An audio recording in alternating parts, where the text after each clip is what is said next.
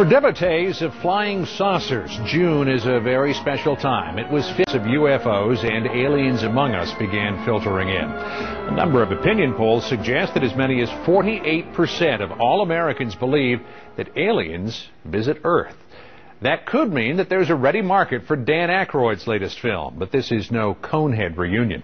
It's a documentary, Dan Aykroyd Unplugged, on UFOs. Anderson recently spoke with Aykroyd and producer David Sarita. So you really believe that UFOs exist? Why? Well, I think the preponderance of anecdotal evidence from pilots, from law enforcement people, from people who've had experiences and sightings.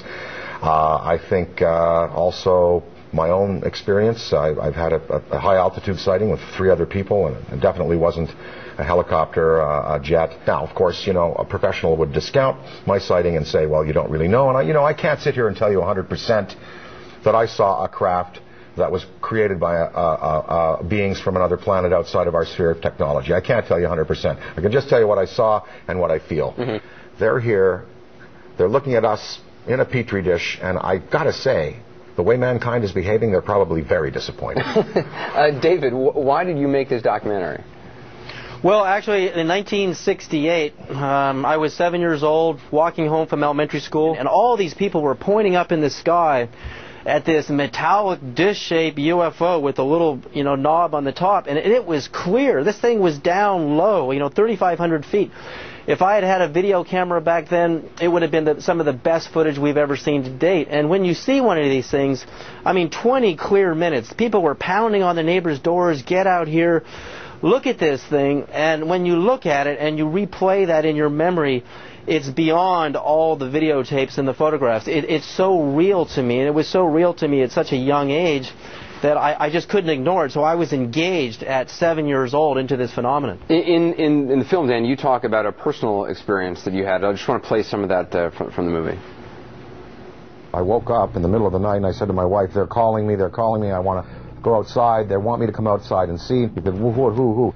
Something outside wants me to come out and say, oh, just go back to bed. I went back to bed, but in the next day in the media, in newspapers, in radio, all over upstate New York and Ontario and Quebec and Vermont, people spoke about this urge they had to go out of their houses at 3 in the morning and look up into the sky. Come on, is that for real? Yeah, you could research that. It was in the mid-'80s. In fact, it was a pink spiral that appeared in the sky. People went out, telepathically urged like I was.